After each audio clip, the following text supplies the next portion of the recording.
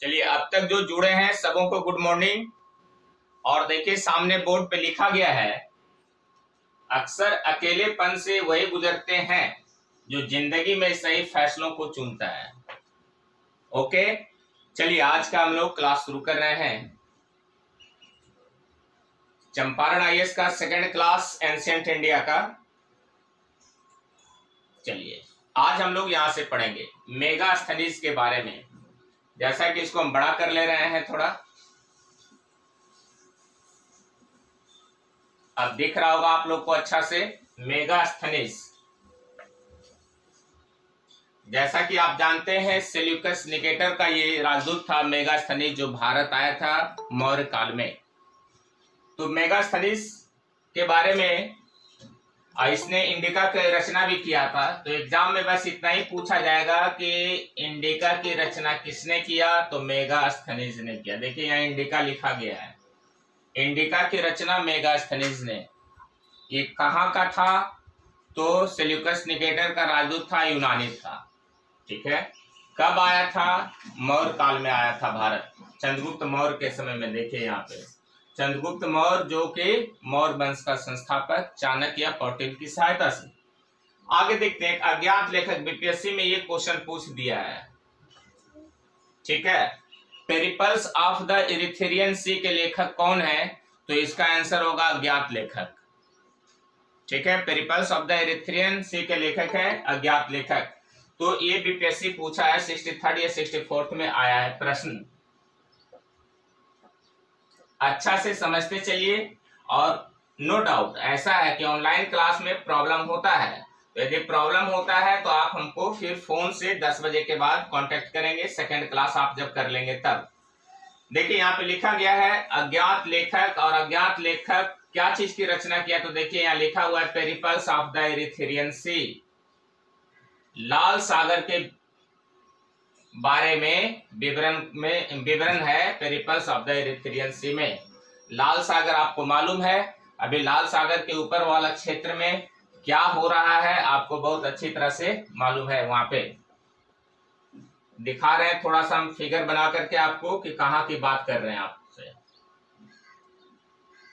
ये अफ्रीका है, ये सऊदी अरब है, यही है लाल सागर। इसी को हम लोग पेरिपल्स ऑफ द इरिथ्रियन सी कहते हैं। और ये सिनाई प्रायद्वीप है, ये मिस्र का, और यही यहाँ पे इजराइल है, इजराइल जो कि अभी दुनिया में युद्ध लड़ रहा है, यही इजराइल है। ये वाला पार्ट को इजराइल हम लोग कहते हैं। चलिए आगे देखते हैं। तो पेरिपल्स ऑफ द इरिथ्रियन सी जो है वो रेड सी के बारे में विवरण है, उसमें अज्ञात लेखक ने इसकी रचना किया है। अगला देखते हैं हम लोग टॉलमी। टॉलमी के द्वारा भी हिस्ट्री की जानकारी मिलती है। टॉलमी ने ज्योग्राफी लिखा है, बुक का नाम है इसका ज्योग्राफी। 150 ईस्वी के आसपास लिखा है। प्राचीन भारतीय भूगोल और इतिहास के बारे में, वाणिज्य व्यापार के बारे में इस किताब से हमें जानकारी मिलता है। स्ट्रैबो, मेगा मतलब इटली के आसपास का क्षेत्र को रोम का क्षेत्र कहते हैं। वहां का लेखक ने क्या क्या बोला है भारतीय इतिहास के बारे में, देखते हैं यहाँ पे। तो देखिए यहाँ पे है पहला प्लिनी। प्लिनी का नेचुरल्स हिस्टोरिका, नेचुरल्स हिस्टोरिका के लेखक है प्लिनी। इसमें भारत और इटली के बीच का बात बताया है, के बीच होने वाले वाणिज्य व्यापार के संबंधों की जानकारी देता है। क्लियर हो गया। रोमन लेखक प्लिनी की किताब जो नेचुरल हिस्ट्री है या हिस्टोरिका है, इसमें से भारत और इटली के बीच होने वाले वाणिज्य व्यापार के बारे में विवरण है। अब चीनी के बारे में, जो चीन वाले लोग कुछ लिखे हैं, फायान, इतिसिंग, वैनसांग वगैरह वगैरह, उसके बारे में हम लोग जानेंगे। चीनी जो विवरण है, चीनी पर्यटक भारत में बौद्ध धर्म के अध्ययन के लिए आते थे। आपको मालूम है कि चीन की इतनी बड़ी जनसंख्या में अधिकांश लोग बौद्धिस्ट हैं, बौद्ध को मानते हैं। मंडारिन जो लोग हैं बौद्ध को भी फॉलोवर हैं। बौद्ध तीर्थों का दर्शन करने के लिए भारत में आते थे। फायान पहला नाम हम लोग यहाँ पे ले रहे हैं। चंद्रगुप्त द्वितीय यानी गुप्त काल में आए थे। गुप्त काल जैसा कि कल बताया गया था, स्वर्णिम युग है गुप्त काल। सब एंशिएंट इंडिया में सबसे ज्यादा लंबा समय तक शासन करने वाला है गुप्त काल। कल ये सब चर्चा हो चुका है। तो चंद्रगुप्त द्वितीय के काल में फाहियान आया था भारत, और 5वीं सदी के प्रारंभ में उसने फुकोकू की रचना किया है। फुकोकू किसने लिखा है? तो आंसर फाहियान। फा से फाहियान, फा से फुकोकू, याद रखिएगा। इस तरह से एग्जाम में आ जाए क्वेश्चन तो बनाइएगा कि फुकोकू की रचना किसने किया, किस चीनी यात्री ने फुकोकू की रचना किया? तो फाहियान किया है, जिसमें गुप्त काल में भारत के सामाजिक, आर्थिक, धार्मिक स्थिति पर प्रकाश डाला गया। फुकोकू में सामाजिक, आर्थिक और धार्मिक स्थिति पर प्रकाश डाला गया है। तो इतना आपको जानकारी मिलता है फाहियान से, जो कि चीनी यात्री है। आगे वेनसांग, ये भी चाइना का ही रहने वाला है। युआन च्वांगबी इसे कहते हैं, इसका दूसरा नाम युआन च्वांगबी है। यह हर्षवर्धन के समय में आया था। आप जानते हैं एंशिएंट इंडिया में हर्षवर्धन अंतिम हिंदू शासक रहा है, जो कि कन्नौज से अपना राजकाज चलाता था, या उसकी राजधानी कन्नौज में थी। 629 ईस्वी में भारत आया और सियुकी की रचना किया है वेनसांग। फुकोकू की रचना किया जहां वेनसांग, वहीं ये फाहियान, वहीं सियुकी की रचना किया है वेनसांग, ये रचना किया। इसमें जो है उस समय भारत का जो है विवरण किया, यानी हर्ष के समय के भारत का विवरण इसने सिकुकू में किया है। ठीक है, चलिए। और भारत को इंडु या अर्धचंद्राकार नाम से बताया गया है सियुकू में।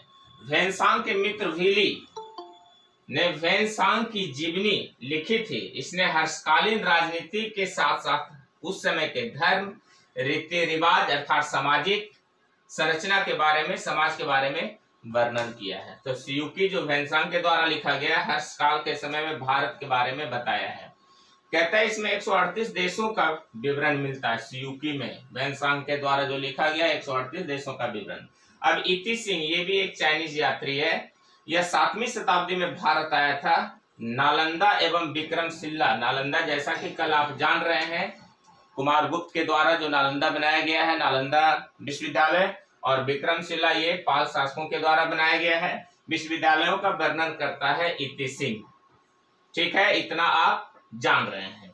और धीरे धीरे इस वीडियो को देखिए और फिर 1-2 बार सुनिए, कुछ कुछ लिखिए भी, बहुत लाभ होगा आपको। और दूसरों तक भी इस वीडियो को पहुंचाइए, लोग देखेंगे। जो लोग वीडियो देखते हैं चैनल को भी सब्सक्राइब कर लीजिए। चलिए आगे देखते हैं। यहाँ से हम लोग पुरातात्विक स्रोत में आते हैं। तो पुरातात्विक स्रोत जैसा कि कल हम लोग देख चुके, चलिए थोड़ा सा और रह गया है इसमें अरबी लेखक के बारे में। अरबी लेखक में 2 और है यहाँ पे, एक सुलेमान और एक अलबरूनी। तो जो सुलेमान है ये 9वीं शताब्दी में भारत आया था, पाल प्रतिहार के समय। पाल प्रतिहार और राष्ट्रकूट जो त्रिपक्षीय संघर्ष होता है, तो उसके काल में सुलेमान यात्री भारत आया था और उस समय के बारे में जानकारी प्राप्त होता है। आपको मालूम होगा पाल प्रतिहार और राष्ट्रकूटा भी जो है वो तीनों कन्नौज के लिए ही लड़ाई करता है। ठीक है, उसके बारे में हम लोग आएंगे तो देखेंगे। नहीं तो आपको मालूम है कि मिडाइवल इंडिया का चाणक्य CTC पे ये वीडियो उपलब्ध है। सेकंड वीडियो यही है। अलबरूनी महमूद गजनबी का समकालीन था। आपको मालूम है कि अरब का जो महमूद गजनबी रहा है, भारत पर अटैक किया है, उस समय महमूद गजनबी के काल में ये भारत आया था। तहकीक ए हिंद यानी किताब उल हिंद की रचना किसने किया है? तो अलबरूनी किया है। तहकीक ए हिंद, जिसको हम लोग किताब उल हिंद के नाम से भी जानते हैं, इसकी रचना अलबरूनी ने किया है, जिसमें भारत के निवासियों की दशा का वर्णन किया गया है। किस समय? जब गजनबी भारत पे अटैक करता है उस समय का, लगभग 1000 ईस्वी के आसपास की बात अलबरूनी बताता है, और उससे थोड़ा पहले की बात को सुलेमान बताता है। चलिए अब हम लोग जो पढ़ेंगे पुरातात्विक स्रोत के बारे में जानेंगे। यहाँ पे बताया गया है पुरातात्विक स्रोत यानी वैसे जो उत्खनन से हमें प्राप्त हुआ है, जमीन की खुदाई के बाद जो कुछ साक्ष्य प्राप्त हुए हैं, उससे भी उस समय के इतिहास को हम लोग जानते हैं।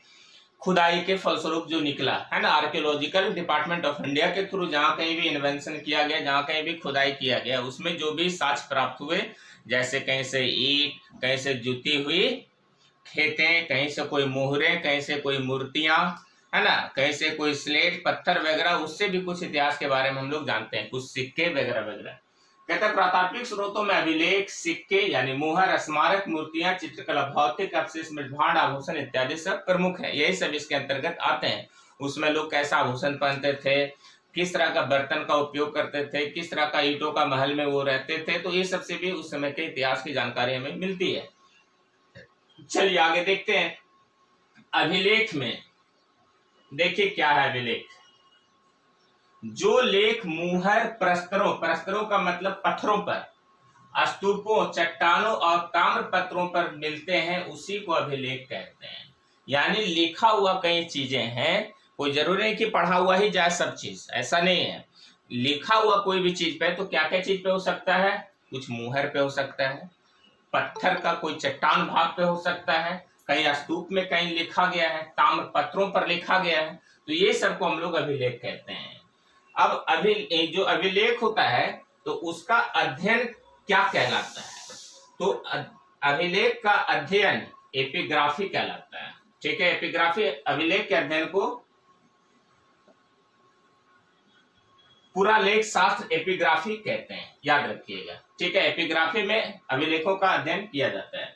अगला है पेलियोग्राफी। पेलियोग्राफी अभिलेख तथा दूसरे प्राचीन दस्तावेजों का प्राचीन तिथि के अध्ययन को पुरालिपि शास्त्र या पेलियोग्राफी कहते हैं।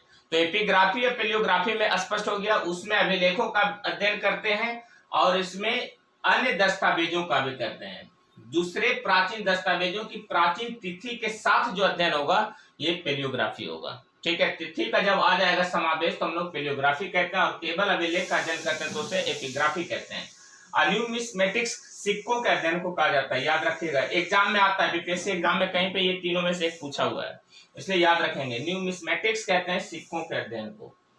चलिए मुद्रा शास्त्र, तो इस प्रकार से हम लोग ये तीन वर्ड इंपॉर्टेंट वर्ड है, याद रखेंगे, एपिग्राफी, पेलियोग्राफी और मुद्रा शास्त्र या फिर न्यूमिस्मेटिक्स। चलिए आगे देखते हैं। सिक्के, भारत के प्राचीन सिक्के पंचमार्क, देखिए बीपीएससी में पूछ दिया गया क्वेश्चन, ये क्वेश्चन आ चुका है और फिर भी आई है, इन फ्यूचर फिर आ जाएगा। एपिग्राफी, पेलियोग्राफी या न्यूमिस्मेटिक्स के बाद हम लोग पंचमार्क भी याद रखेंगे, भी आई है। आर मीन्स रिवीजन, बार बार रिवीजन करना ये सब चीजों का। कहता है इसे आहत सिक्के भी कहते हैं, पंचमार्क सिक्के को आहत सिक्के भी कहते हैं, याद रखिएगा। प्राचीन सिक्के आहत सिक्के कहलाते हैं, है ना। ओल्ड जो कॉइन्स है उसको हम लोग आहत के या पंचमार्क के नाम से जानते हैं। साहित्य में इन सिक्कों को कारसापन भी कहा गया, तो अब देखिए कारसापन, आहत और पंचमार्क सब एक ही है। ठीक है, चलिए याद हो रहा होगा, वीडियो बार बार देखेंगे आपको हमेशा याद रहेगा। ठीक है, जब पढ़ने में मन ना लगे तो वीडियो देखने लगिए, कुछ ना कुछ हमेशा नया चीज सीखेंगे। पुराने सिक्के तांबे, चांदी, सोने और शीशे के बनते थे, आपको मालूम है। ये शीशा नहीं, जो भी हम लोग देखते हैं ये शीशा नहीं, ये पीवी लेड है ये। ठीक है, केमिस्ट्री में पढ़े होंगे लेड। आरंभिक सिक्कों में कुछ प्रतीक मिलते थे, पर बाद में सिक्कों पर राजाओं और देवताओं के नाम, तिथियां मिलने लग गए। पहले प्रतीक होता था, लेकिन बाद में राजा लोग अपना देवता का नाम, अपना नाम वगैरह भी लिखवाने लगा। खास करके सल्तनत काल में जो भी सिक्के जारी हुए लगभग सबों पर अपना नाम लिखा हुआ मिलता है। चलिए, लेकिन सेंदब कह रहे हैं, लेकिन पहले के सिक्के में इस तरह से नाम नहीं होते थे, प्रतीक चिन्ह होते थे। चलिए आगे देखते हैं। सोने के लिखित सिक्के सर्वप्रथम कुषाण राजाओं ने चलाया था। कुषाण, सोना का सिक्का कुषाण बहुत इंपॉर्टेंट है, पूछा भी जाता है। गुप्त शासकों ने सबसे अधिक सोने के सिक्के लेकिन जारी किए। सर्वाधिक सोने के सिक्के गुप्त काल में, लेकिन सबसे पहले सोने के सिक्के कुषाण, याद रखेंगे, ये सब चीज आता है एग्जाम में। सर्वाधिक सिक्के और पहले सिक्के। समुद्रगुप्त को सिक्कों पर या सिक्कों पर बीना बजाते हुए दिखाया गया। समुद्रगुप्त इसी से संबंधित है, प्रयाग प्रशस्ति समुद्रगुप्त, और इसको बीना बजाते हुए दिखाया गया सिक्कों पर।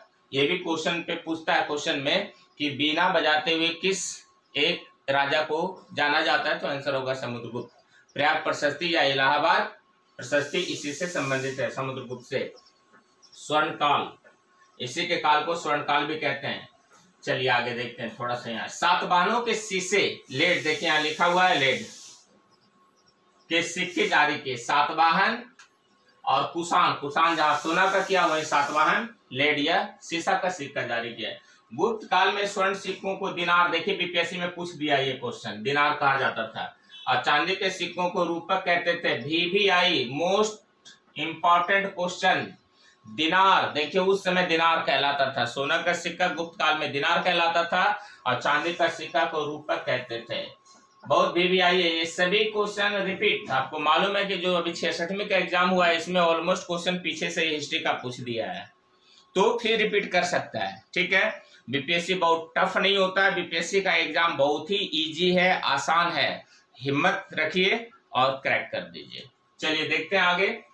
अब हम लोग पढ़ते हैं, सिक्के पढ़ लिए, अब हम लोग पढ़ेंगे थोड़ा सा अभिलेख के बारे में। कहता अभिलेख मोहरों, प्रस्तरों, चट्टानों और ताम्रपत्रों पर मिलते हैं तथा मंदिर की दीवारों और ईंटों तथा मूर्तियों पर भी मिलते हैं। जहां कहीं भी मंदिर है, बड़े बड़े मंदिर आप देखिएगा वहां तो कुछ लिखा हुआ मिलता है, उसको भी अभिलेख कहेंगे। कहीं शिला गड़ा हुआ है, पत्थर गड़ा हुआ है, उस पर भी कुछ लिखा गया है तो उसको भी अभिलेख कहेंगे। कहीं कुछ ईंटा है उस पे कुछ लिखा गया है प्राचीन चीजें, तो वो भी अभिलेख हो गया। कुछ सिक्कों पे भी मिलता है। चलिए, तो इस तरह से हम लोग जानते हैं अभिलेख को। कहता है आगे, सबसे अधिक अभिलेख मैसूर संग्रहालय में संग्रहित है। मैसूर कहाँ? वही है, मैसूर में। ठीक है, तो वहीं पे संग्रहालय में सबसे अधिक रखा गया है अभिलेख को। कहते हैं मौर्य, मौर्योत्तर और गुप्त काल के अधिकांश अभिलेख कार्पस इंस्क्रिप्शन इंडिकेशंस नाम ग्रंथ में संकलित है। ये सब क्वेश्चन आना नहीं है लेकिन लिखा गया तो जान लेंगे। मौर्य और मौर्योत्तर के बाद गुप्त काल आता है। तो कहता है इस समय के अधिकांश अभिलेख कार्पस इंस्क्रिप्शन इंडिकेरम नामक ग्रंथ में संकलित है। ठीक है, कार्पस इंस्क्रिप्शनम इंडिकेरम, ये हुआ मौर्योत्तर और मौर्य काल और गुप्त काल के अधिकांश अभिलेख का वर्णन इस ग्रंथ में संकलित है। अभिलेखों में प्रमुख लिपियां, अब जैसा कि कल एक क्वेश्चन आया था ब्राह्मी लिपि आया था, तो हम लोग कुछ अभिलेख जो लिखे गए कुछ लिपि बद्ध ही होंगे, लिपि से लिखे जाते हैं। तो प्राकृतिक लिपि, ब्राह्मी लिपि और खरोष्ठी लिपि, देखिए 3 लिपि यहाँ पे दिखाया गया आपको। प्राकृत लिपि, आरंभिक अभिलेख प्राकृत में मिले हैं। जो शुरुआत हुआ है आरंभिक अभिलेख है वो प्राकृत में है। ब्राह्मी अशोक के शिलालेख जो है ब्राह्मी लिपि में, और यह लिपि बाएं से दाएं, कल ये पढ़े थे हम लोग, बाएं से दाएं लिखाएगा, यानी ये साइड से ऐसे चलेगा। और ऐसा ही उर्दू अरबी भी होता है। ठीक है, ब्राह्मी लिपि, कल ये क्वेश्चन देखिए बीपीएससी में आया हुआ था, कल हम लोग सोल्यूशन कर रहे थे, कल ये मिला था। और खरोष्ठी लिपि, अशोक के कुछ शिलालेख खरोष्ठी में भी हैं। ठीक है, तो ये भी दिखाया गया है, जो दाएं से बाएं लिखे जाते थे, जो दाएं से बाएं। यूनानी एवं अरामाइक लिपि, एक यूनानी एवं अरामाइक लिपि को यहाँ पे देख रहे हैं। यूनान जो कि यूरोप में है, लिपि पाकिस्तान एवं अफगानिस्तान में अशोक के शिलालेखों में इन लिपियों का प्रयोग हुआ है। ठीक है,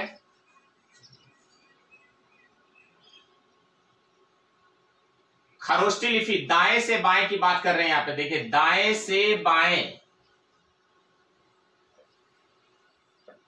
और अरामाइक लिपि पाकिस्तान एवं अफगानिस्तान क्षेत्र में, जो कि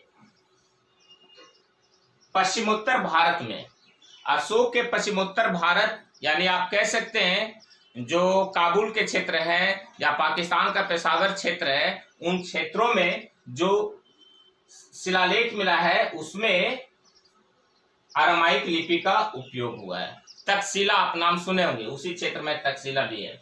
चलिए आगे देखते हैं।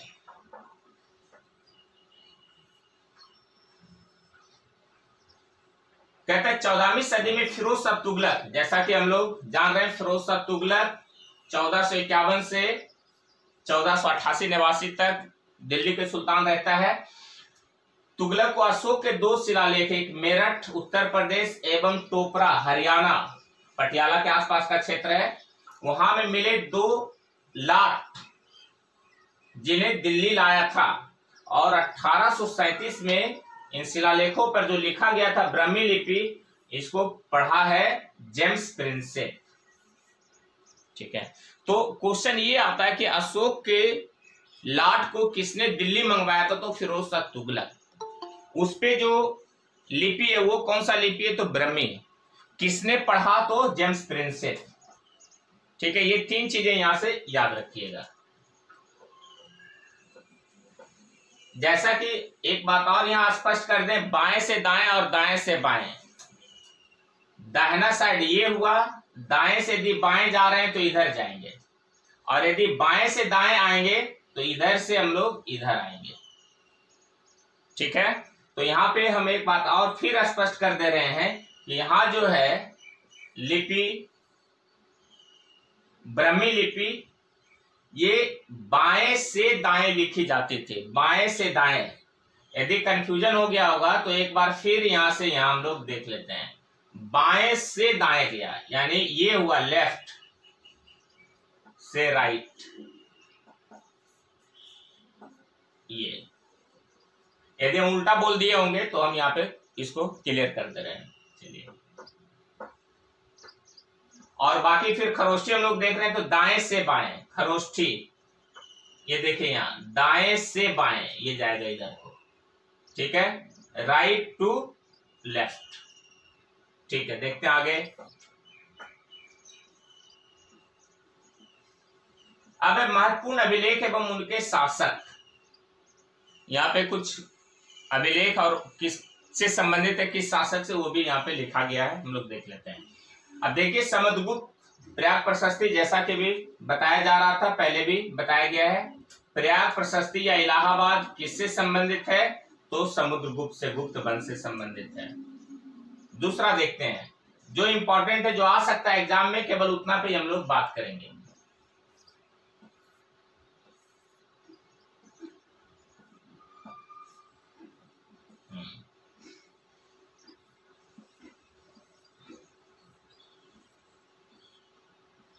देखिए, रुद्रदामन, ये शक वंश से संबंधित है। रुद्रदामन जूनागढ़ अभिलेख, जूनागढ़ गुजरात में है, जैसा कि आप जानते हैं, काठियावाड़ वाला क्षेत्र में ऊपर जूनागढ़ है। स्कंदगुप्त अभिलेख, गुप्त वंश से स्कंदगुप्त, भित्री स्तंभ लेख, गाजीपुर, यूपी में, ये यूपी में गाजीपुर। अभी देखिए, ये गाजीपुर चर्चा में रहा था, जो कुछ बक्सर के समीप जो लाश आया है बह करके, तो देखा गया कि गाजीपुर साइड से ही आ रहा है। खारवेल कलिंग, आपको मालूम है उत्कल उड़ीसा का क्षेत्र। हाथी गुम्फा अभिलेख, जैसा कि कल बताया गया था, खारवेल का हाथी गुम्फा अभिलेख से कलिंग विजय की जानकारी हमें मिलता है 261 में अशोक के द्वारा। तो खारवेल कलिंग, कलिंग का मतलब उत्कल या उड़ीसा, इसको उत्कल भी कहते हैं, उत्कल। अगला पुलकेशिन द्वितीय चालुक्य का ऐहोल अभिलेख, VVI। कोशिश कीजिएगा कि सब धीरे धीरे रिपीट मार करके याद करते जाएं। मोस्ट प्रोबेबिलिटी है कि एग्जाम इस साल के अंत में होगा, जैसे पिछले साल 27 दिसंबर को हुआ था, फिर इस बार वैसा ही कोई समय में एग्जाम होना है, इसलिए पढ़ना है जमकर। राजा भोज, याद रखेंगे, राजा भोज प्रतिहार का ग्वालियर प्रशस्ति मध्य प्रदेश में है। चलिए आगे देखते हैं। विजय सेन देवपाड़ा अभिलेख, विजय सेन देवपाड़ा अभिलेख, ये बहुत इंपॉर्टेंट नहीं है। हर्षवर्धन का इंपॉर्टेंट है, वर्धन वंश। मधुबन एवं बांसखेड़ा अभिलेख का संबंध हर्षवर्धन से है। कल हम लोग हर्षवर्धन के बारे में जाने थे, रत्नावली नागानंद के खुद रचयिता हैं हर्षवर्धन, लेकिन हर्ष चरित्र के रचयिता हर्षवर्धन नहीं है, वो बानवट है। चलिए ठीक है, आगे देखते हैं। फिर यशोधर्मन, मालवा नरेश यशोधर्मन, मंदसौर प्रशस्ति, मंदसौर प्रशस्ति अभिलेख का संबंध है यशोधर्मन से, मालवा नरेश से। गौतमी बलश्री सातवाहन से, और नासिक अभिलेख का संबंध है। सातवाहन लोग लेड के सिक्के चलाए थे और कुषाण लोग सोने के सिक्के चलाए थे। सर्वाधिक सोने के सिक्के गुप्त लोग चलाए थे। सोने के सिक्के दिनार कहलाते थे, चांदी के सिक्के करसन कहलाते, रूपक कहलाते थे। चलिए आगे देखते हैं। तो इस तरह से आपको रिपीटेशन भी करते रहना है। अभिलेख विशिष्ट, रुद्रदामन का जूनागढ़ अभिलेख संस्कृत भाषा में जारी प्रथम अभिलेख है। याद रखना है आपको। पुलकेशिन द्वितीय का ऐहोल अभिलेख उसके दरबारी कवि रवि कीर्ति के द्वारा लिखा गया। ऐहोल का संबंध रवि कीर्ति के द्वारा रचित है। पुलकेशिन द्वितीय बहुत इंपॉर्टेंट है। नर्मदा नदी के तट पर पुलकेशिन की लड़ाई होती है, हम लोग पढ़ेंगे आगे हिस्ट्री में। अगला है अशोक के प्रयाग स्तंभलेख में कारुबाकी, जो कि इसकी पत्नी रहती है, कारुबाकी एवं तीबर का उल्लेख मिलता है। कारुबाकी और तीबर का। समुद्रगुप्त के प्रयाग प्रशस्ति की रचना उसके संधि विग्रहक हरिसेन ने किया था। प्रयाग प्रशस्ति जो है यह हरिसेन के द्वारा है, लिखा गया है। भानुगुप्त के एरन अभिलेख में सर्वप्रथम सती प्रथा गोपराज नामक सैनिक की पत्नी के बारे में लिखा गया है। उसकी पत्नी के बारे में लिखा गया है। चंद्रगुप्त द्वितीय के उदयगिरी गुहा लेख के अनुसार उसका उद्देश्य संपूर्ण पृथ्वी को जीतना था। समुद्रगुप्त द्वितीय, जो कि गुप्त काल में, इसे हम लोग विक्रमादित्य के नाम से भी जानते हैं। तुमन अभिलेख में कुमारगुप्त प्रथम को शरदकालीन सूर्य की तरह बताया गया। बहुत इंपॉर्टेंट है। शरदकालीन सूर्य किसे कहा जाता है? तो कुमारगुप्त को कहा जाता है। गुप्त वंश में इसने ही नालंदा विश्वविद्यालय की स्थापना किया था। चलिए अगला है स्कंदगुप्त के भीतरी अभिलेख। जैसा कि अभी आप जाने हैं, स्कंदगुप्त का भीतरी अभिलेख में हूनों के आक्रमण का उल्लेख मिलता है। हून लोग काफी अत्याचारी लोग थे, हून लोग, तो उसके बारे में हमें भीतरी अभिलेख से जानकारी मिलता है। स्कंदगुप्त का भीतरी अभिलेख जो कि गाजीपुर। मंदसौर अभिलेख में यशोधर्मन को जनेंद्र कहा गया है। मंदसौर अभिलेख मालवा के क्षेत्र से मंदसौर अभिलेख यशोधर्मन का वर्णन है, जनेंद्र नाम दिया गया है इसमें मालवा नरेश को। चंद्रगुप्त द्वितीय के विजयों का वर्णन मेहरौली अभिलेख में मिलता है। मेहरौली स्तंभलेख कहाँ है? दिल्ली में। ये कहाँ है मेहरौली? दिल्ली में है, दिल्ली में है ये। तो उसमें चंद्रगुप्त द्वितीय के बारे में हम लोग को जानकारी मिलता है, जो कि विक्रमादित्य के नाम से भी जाना जाता है। चलिए, तो इस तरह से कुछ हम लोग इंपॉर्टेंट चीजें जान गए यहाँ पे। अब विदेशी अभिलेख। बोगाज कोई एशिया माइनर, यदि बोगाज कोई अभिलेख का चर्चा हो तो इसे समझना है कि एशिया माइनर के आसपास के क्षेत्र की बात करता हुआ अभिलेख। कहता है इसमें 1400 ईस्वी पूर्व में प्राप्त संधि पत्र अभिलेख में वैदिक देवता मित्र, वरुण, इंद्र और नासत्य के बारे में उल्लेख है। किसमें?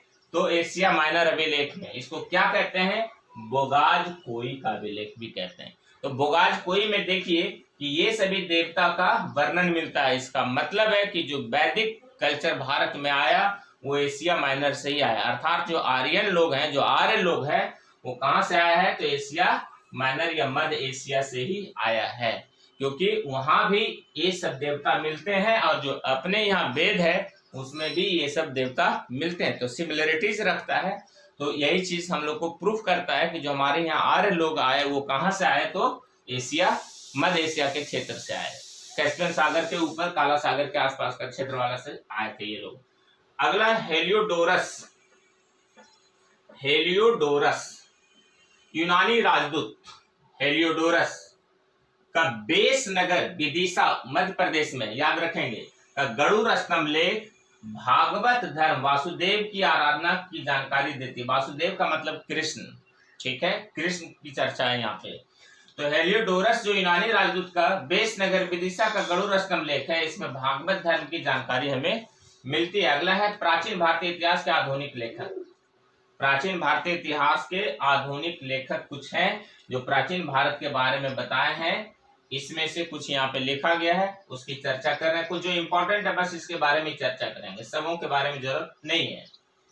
1776 में मनु स्मृति का अंग्रेजी अनुवाद एवं अंग्रेजी अनुवाद किया गया अ कोड ऑफ जेंटुलॉज में। अ कोड ऑफ जेंटुलॉज ये मनु स्मृति के नाम से कराया गया है, ठीक है, याद रखेंगे। मनु स्मृति जो आप जानते ही होंगे पहले से, मनु स्मृति की कहानी भारत के बारे में यानी मनुस्मृति में जो बातें लिखी गई है, कैसे लोगों का जन्म हुआ, शूद्र वैश्य, है ना, तो उसकी चर्चा हम अभी ज्यादा नहीं करेंगे, वैदिक काल में किया जाएगा। तो a code of Gentoo laws के नाम से जाना जाता है मनुस्मृति। रचना इसका ये अनुवाद किया गया है। Sir William Jones Asiatic Society of Bengal के संस्थापक ने 1789 में अभिज्ञान शकुंतलम का अंग्रेजी में अनुवाद किया। अभिज्ञान शकुंतलम आप जानते हैं कालिदास का रचना है, तो इसको अंग्रेजी में 1789 में किया गया। Sir William Jones Asiatic Society of Bengal के संस्थापक रहे हैं, उसने ही अभिज्ञान शकुंतलम को अंग्रेजी में अनुवाद किया है। अगला है विल्किंस, 1785 में भागवत गीता का अंग्रेजी में अनुवाद किया है Wilkins. Vincent Arthur Smith, early history of India, प्राचीन भारत का सुव्यवस्थित इतिहास प्रस्तुत किया। अर्ली हिस्ट्री ऑफ इंडिया के लेखक कौन है? तो Vincent Arthur Smith, early history of India. आगे देखते हैं, एक दो और है।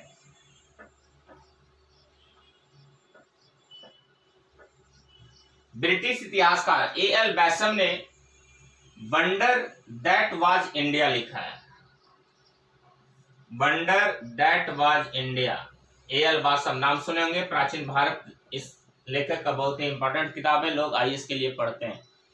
डी.डी. कौशाम्बी की कृति है an introduction to the study of Indian history. ये भी एंशिएंट इंडिया यानी प्राचीन भारत के बारे में जानने का एक उत्तम स्रोत है। किसके द्वारा लिखा गया? डी.डी. कौशाम्बी के द्वारा। बुक का नाम है an introduction to the study of Indian history. ये डी.डी. कौशाम्बी ने लिखा है, जो प्राचीन भारत के बारे में हम लोग को जानकारी देता है। अब देखिए, इसमें जो इंपॉर्टेंट है वो क्या याद रखना चाहिए, एक बार फिर ऊपर से आते हैं। Manusmriti, a code of Gentoo laws, याद जरूर रखिएगा, मनुस्मृति का अनुवाद किया गया है। सर विलियम जोन्स जो एशियाटिक सोसाइटी ऑफ बंगाल के संस्थापक रहे हैं, अभिज्ञान शकुंतलम को अंग्रेजी में अनुवाद किया है, ये याद रखना है आपको। ये दो बहुत इंपॉर्टेंट है। इसके बाद आगे अर्ली हिस्ट्री ऑफ इंडिया, ये याद रखिए, early history of India, Vincent Arthur Smith की पुस्तक। बस ये तीन इसमें याद रखिए। आगे देखते हैं अब महत्वपूर्ण रचना एवं लेखक। ये सब कभी पढ़े होंगे तो ठीक है, नहीं तो इस पे रट्टा मार लीजिए। एक तो क्वेश्चन आता है एग्जाम में। विज्ञानेश्वर का मिताक्षरा, जिमूत वाहन का दाय भाग, कालिदास का अभिज्ञान शकुंतलम, रघुवंशम और मालविकाग्निमित्रम, ये कालिदास की रचना है। विशाखा दत्त का मुद्रा राक्षस, देवी चंद्रगुप्तम, ये विशाखा दत्त ने लिखा है। मौर्य काल के बारे में मुद्रा राक्षस में वर्णन भी मिलता है। तो इस तरह से आपको कुछ और भी है, कुछ और भी इंपॉर्टेंट है, आपको याद रखना है। देखिए कुछ और है थोड़ा सा, ये जरूर एक जगह कॉपी में लिख करके रट्टा मार जाइए।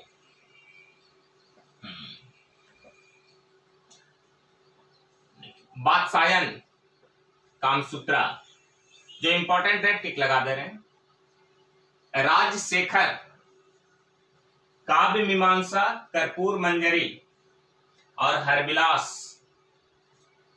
बाण भट्ट, हर्षचरित, अभी थोड़ा देर पहले चर्चा हुआ था। विल्हन, विक्रमादेव चरित्र होगा ये। अमर सिंह, अमरकोश।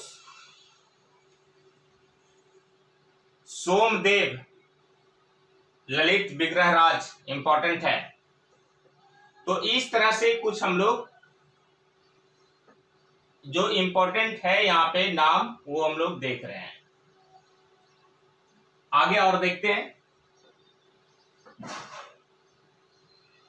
नागसेन, मिलिंद पनो, इंपॉर्टेंट है, बौद्ध से संबंधित।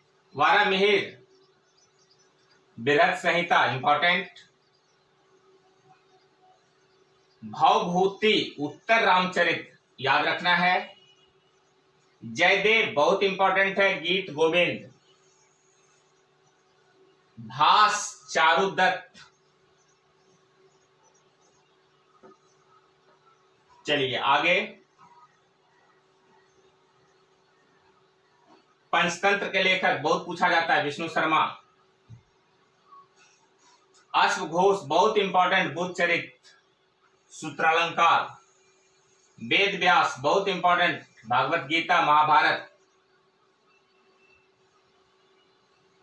और वाल्मीकि का रामायण।